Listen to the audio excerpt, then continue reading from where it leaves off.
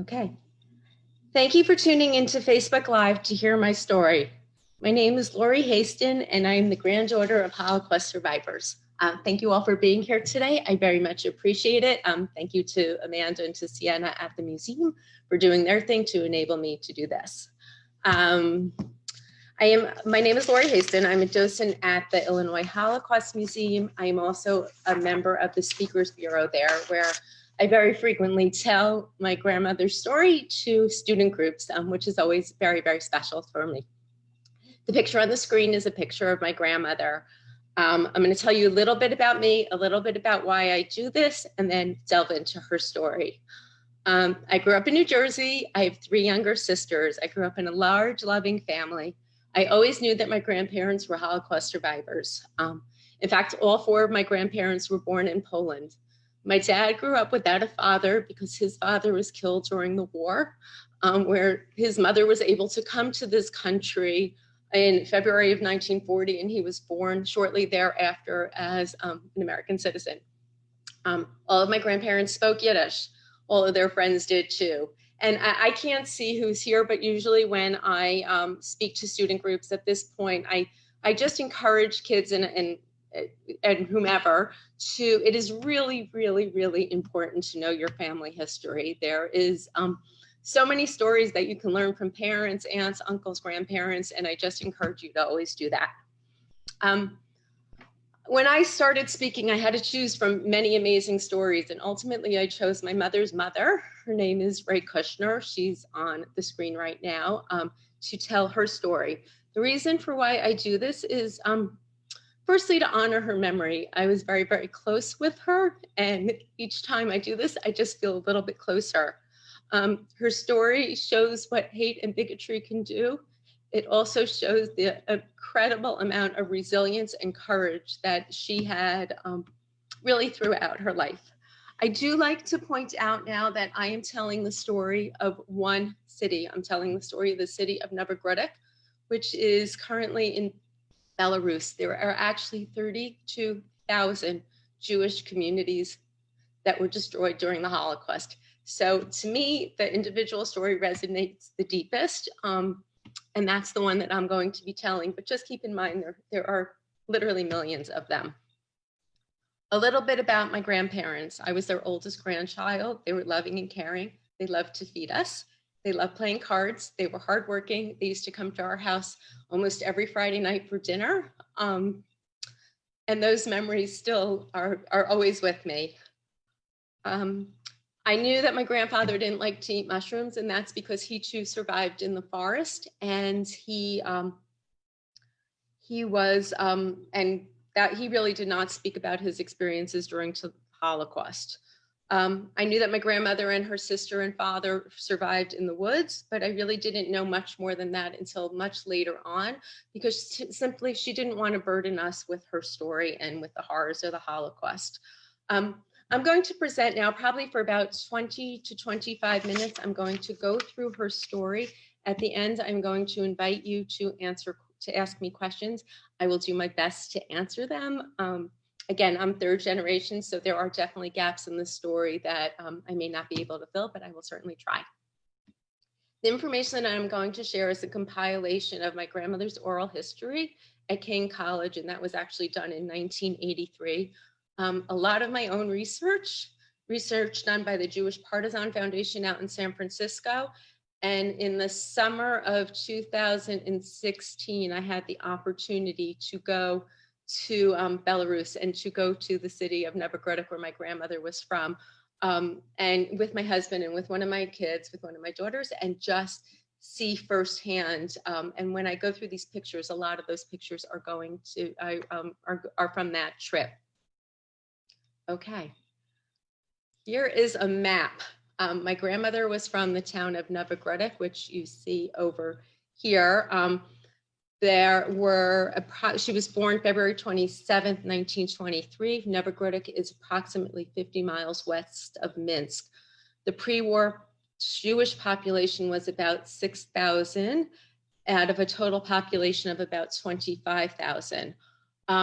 I don't think I'm going to come back to this map, but what I do want you to notice here is that the Nelaboki Pushka. This area over here was the forest, and this is actually the forest that the Bielski Partisans set up camp in. So you can see the proximity of Novogruduk to the forest. Anyway, in August of 1939, there was the German-Soviet non-aggression pact that was signed, otherwise known as the Molotov-Ribbentrop Pact. And what that meant for my family was essentially Poland was split in half. And what that meant for my family, they were now under Russian control. Now, they were pretty much an upper middle class family. My great-grandfather was a furrier and he owned 2 stores. So immediately when that happened, when the Soviets took over Novogruduk, his stores were nationalized, which means he was allowed to work there. He had to work there, but he didn't own them anymore. There were many Zionists and upper middle class people that were immediately sent to Siberia as part of that Russian control. All Jewish institutions were closed. There were no synagogues and schools were closed. But basically for the next however many year and a little and change, things stayed pretty much status quo. And then in June of 1941, Germany invaded the Soviet Union. And then all things changed, particularly for my family and for many others. That invasion took place June 22nd. 11 days later, German troops came into the city of Novogruduk. I'm going to describe now 4 different massacres that occurred here. Again, one city. There were 32,000 of these cities. The Germans came in. Immediately, my great-grandfather's stores were destroyed. Everyone was forced to wear yellow stars, and they all had to walk in the middle of the street. Now, those are the restrictions that my grandmother speaks about. I'm pretty sure that there were more of them. Exactly 7 days later, on July 10th, 70 of the intellectuals of the town were told to come to the town square. And I am going to show you, this is a modern day picture of what that town square looks like. 70 were taken, and basically it was the intellectuals, it was the lawyers, the teachers, the doctors, the professors. And of the 70, 50 were randomly murdered. There was music playing, and every Jew that lived in that city was required to watch this. Now, this was something that the Nazis very typically did. They did this in order to show that they were in charge now. And by getting rid of the people that would have been considered leaders, it was frequently more easier to have people follow in what they were saying. There were 10 carts of dead bodies that were taken out of the town. There were 50 girls, including my grandmother, that were forced to clean the blood off of the stones in the town square. And then things were quiet for a little while. But 5 months later, in December of 1941, on December 6th, their Jewish community, everybody was ordered to go to the courthouse on December 7th. So they essentially had a day to get there. December 7th, everyone is in the courthouse. And here is a picture of the courthouse. This is probably somewhat, maybe the windows are new, but it is the original building. And right outside of it, you see, I believe that this is in Russian, a plaque talking about what had happened in this courthouse. Everybody is in the courthouse. On December 8th, there is a selection. There are 5,100 Jews that are murdered by the Einsatzgruppen on that day. Now, the Einsatzgruppen were essentially these mobile killing units that came into cities, took the people out, took them into the forest and killed them. And that's what happened here. Essentially, the only reason for why my family was spared is they were furriers, and all of a sudden, as people were being lined up, they said, the Nazi said, we need 40 furriers. My great-grandfather was a furrier, and it was as simple as that. That is why they were saved at that point. Unfortunately, in this part of the story, I don't really completely get, but for whatever reason, my great aunt, her name was Esther, she was dragged back. She was trying to get back into the building. She was then dragged back out by a bystander, essentially, that was sitting there, and she happened to have been killed that day. I'm going to show you, this is inside of the courthouse here.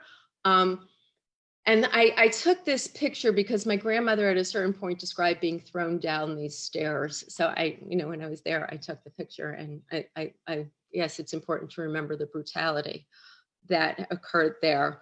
For those that have survived their selection, they were in the courthouse for 3 days by themselves. 100 men were taken out to build the ghetto walls. There are now 1,500 people that are selected to live and move into the ghetto. The ghetto is a closed ghetto with barbed wire. There's one entrance in and out. And between December of 1941, which is when this took place, and August of 1942, they moved people from smaller towns into this ghetto. So for instance, in June of 1942, my grandfather was from a smaller town called Karelich. He and 985 other Jews from Karelich were forced to walk and to move into Novogruduk. So the numbers of people in the ghetto kept getting larger and larger. And therefore, it's not surprising that 8 months later, in August of 1942, the Einsatzgruppen came in again, took out another 4,500 people and murdered them again. So now we're at pretty close to 10,000 people that were murdered. There are 1,100 people that are left. 500 remain in the ghetto. 600 of them are transferred to a work ghetto. My grandmother, my great aunt, and my great uncle and my great grandparents are all transferred to that work ghetto. My grandmother and her sister their job was to clean a Nazi villa. There is now a museum in Novogruduk, which is an amazing thing to see in the middle of Belarus.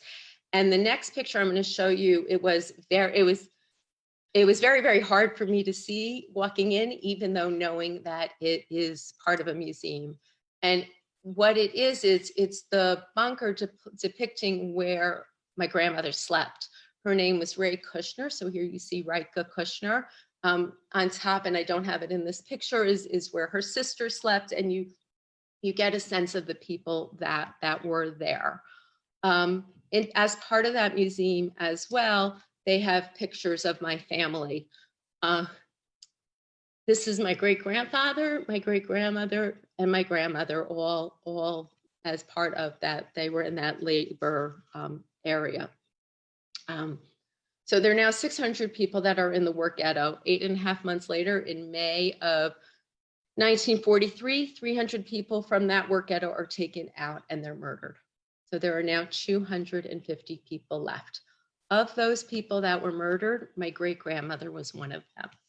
And right now I'm going to read my grandmother's testimony because truthfully, she's way more eloquent than I am. And she can just, I want you to hear how she describes this. Before they took my mother outside, she told us children, hold on. Maybe one of you will be alive. Maybe one will be left from you. My father, brother, sister, and I watched through the window of the building as they took my mother away.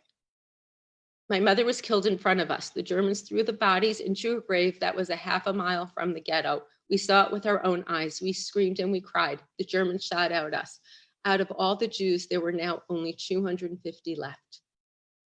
They killed my mother and about 350 other people at this time. The Germans surrounded us and told us to stay in line because they were going to give us bread. And then they started, you to the right, you to the left. They took away my mother and my aunt. My uncle Chaim started crying and screaming.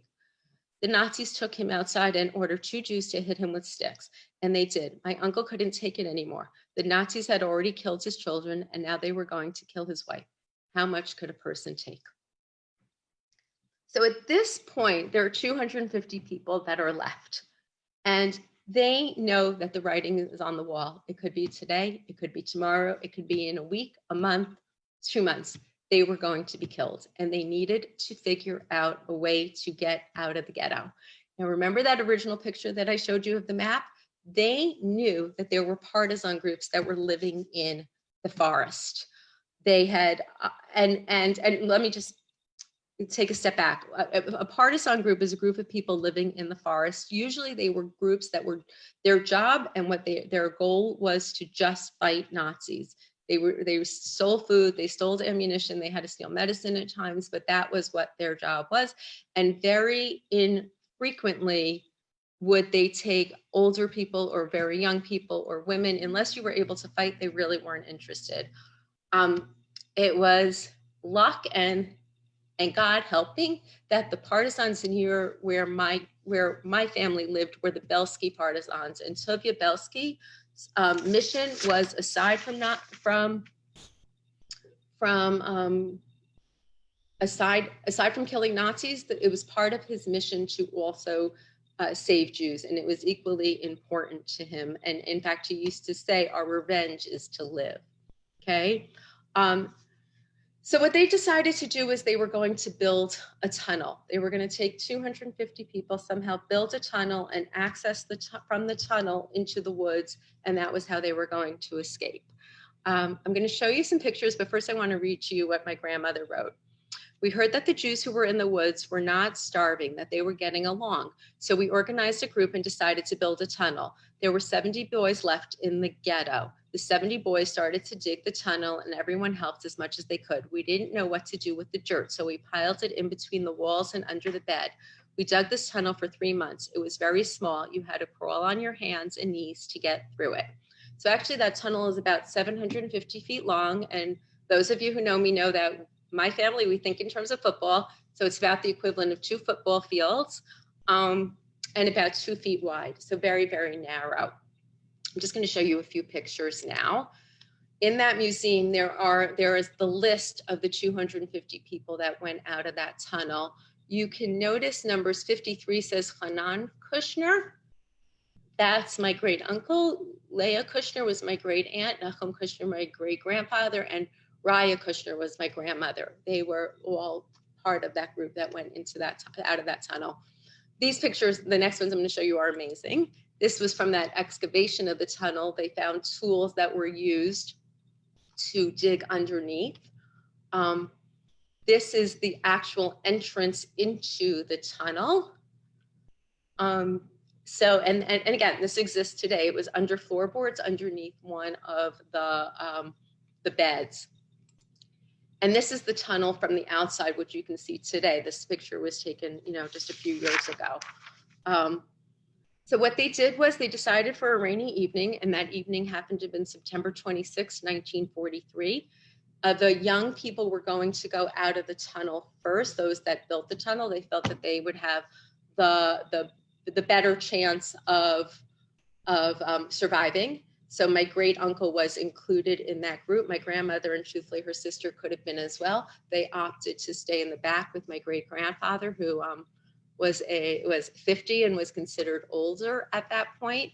That decision probably helped save their lives, because what had happened was when everyone was going out of those tunnel, those younger boys that at the beginning got scared and got, I guess, confused, and they all started running in different directions. Ultimately, most, if not all of them, were caught. They were brought to the town square and they were killed the next day. My great uncle being one of the ones that was caught and killed the next day.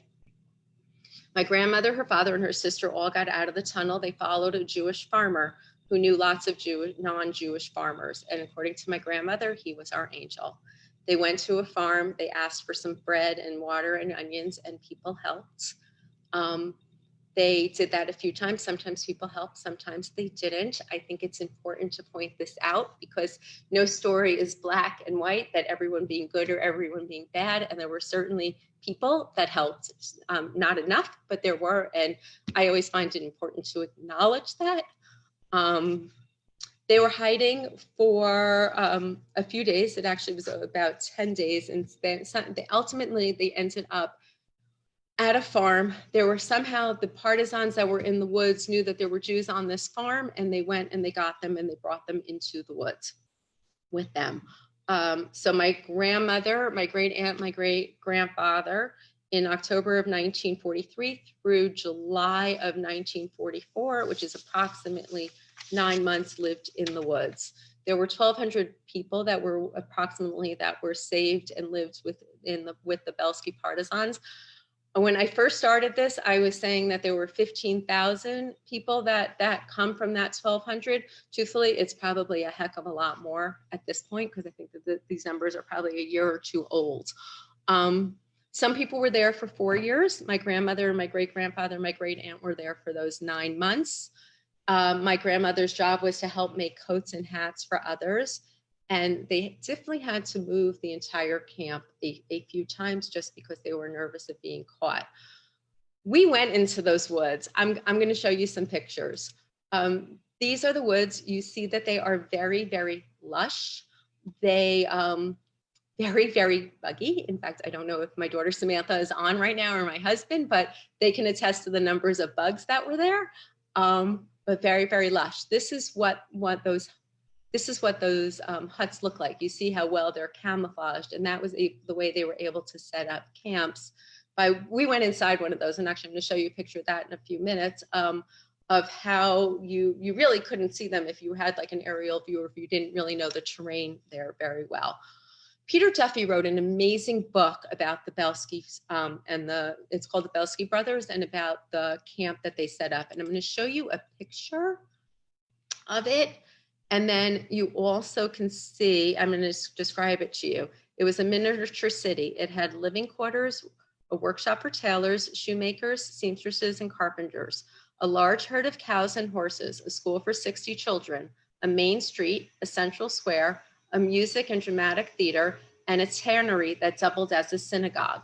To the wary Jews who had narrowly escaped death by fleeing ghettos and other laborers' camps, it was like a vision from another world. An astonishing place where Jews lived in freedom in the heart of Nazi-dominated Europe. My family was liberated on July 14th, 1944 by the Russian army. They went back to, wait, I'm sorry. Let me show you one more film. This is the inside of those bunkers. I mean, this is where they were living. Hard to imagine.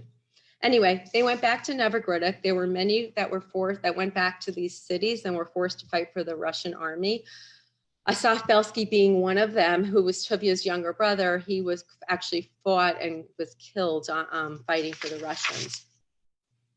But the war was over, but people really did not feel liberated. And in my grandmother's words, the first thing we did was tend to the graves. You cannot imagine what it felt like to go over to the grave where my mother was buried, to the grave where the children were buried, to the grave where innocent men and women were buried, all killed because they were Jews. And they saw that they had no future there. They immediately got on a train, went to Czechoslovakia, they walked to Austria, and then ultimately ended up in Hungary.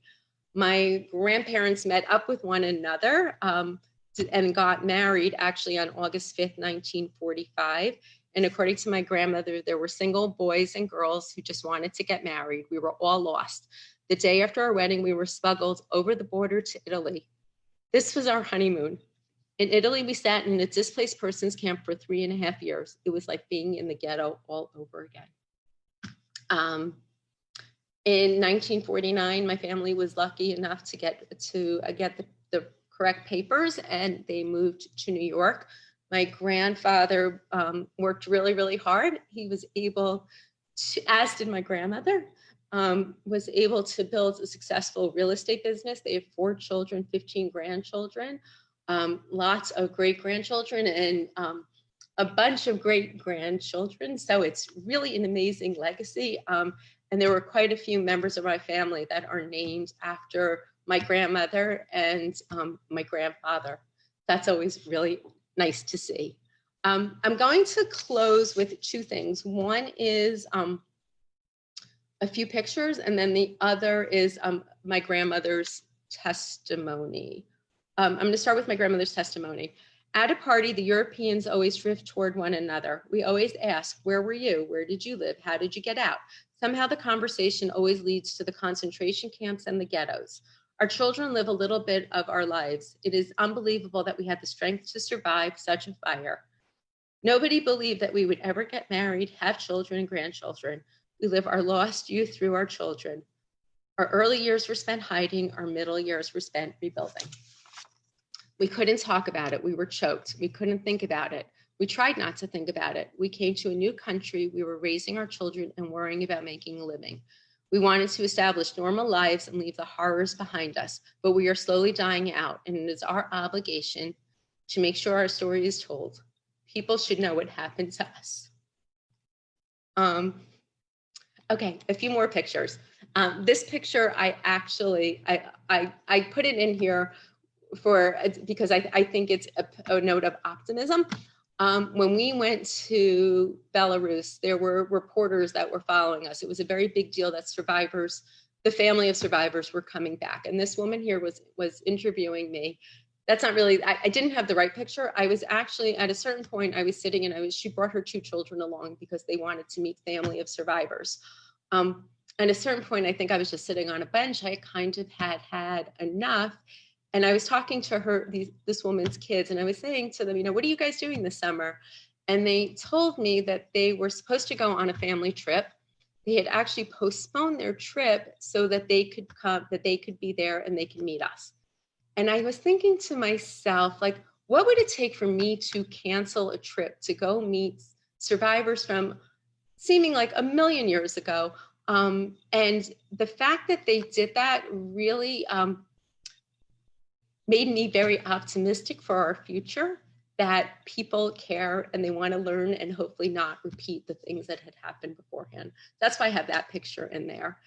There were 2 different areas where there are actual memorials in Novogruduk today. It is thanks to the man that you see on the screen.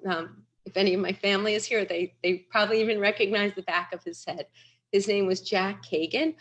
He was the youngest survivor who went through that tunnel.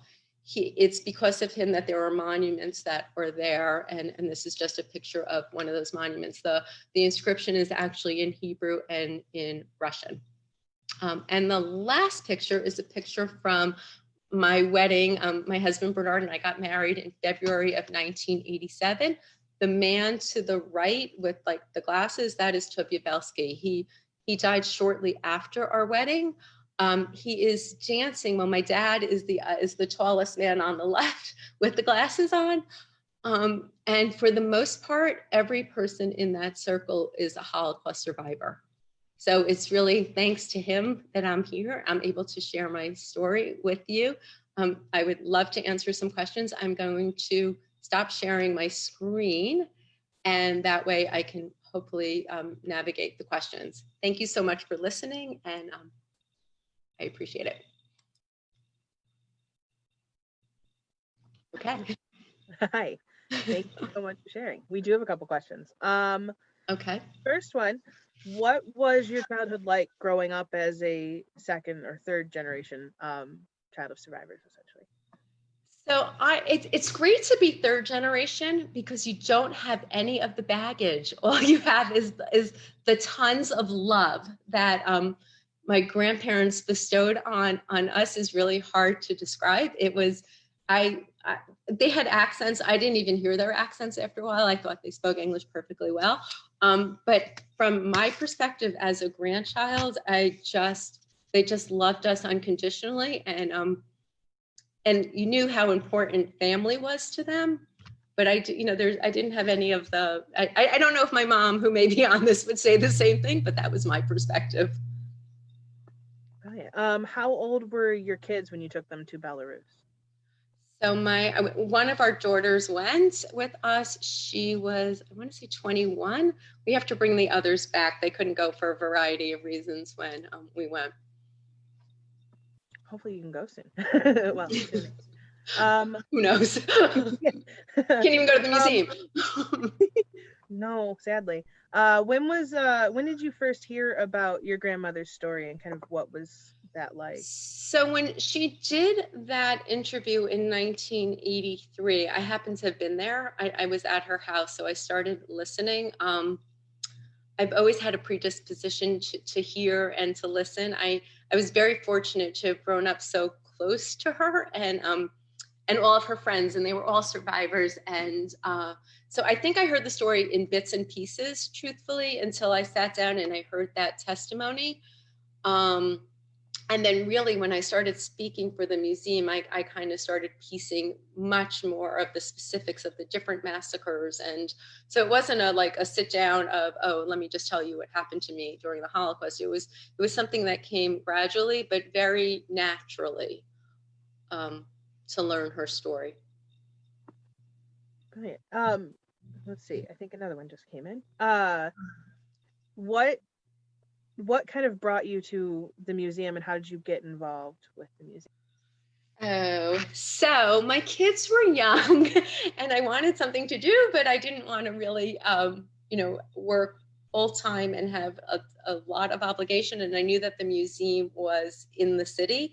At that point, it was actually on Main Street, a very, very small museum. And I took an original class and I became interested and I started docenting there, and it really fit into my schedule. Since then, the museum has obviously significantly grown, and it's amazing to watch where we are to where we were then in terms of the offerings that we have in the times of a pandemic. And I've always stayed affiliated. Truthfully, I love doing the touring, and I really love sharing the story with students. So I keep on doing it. Brilliant. You have an amazing guest list at your wedding. What was that like? Thank you. Yes, that was fun. Let's Let me just say the closing. real quick, one last thing Okay. that I'm seeing right now is what do you want people to kind of take away from hearing your family's story? Oh, I love that question. First of all, I think it's important that we recognize an individual story. It's one story.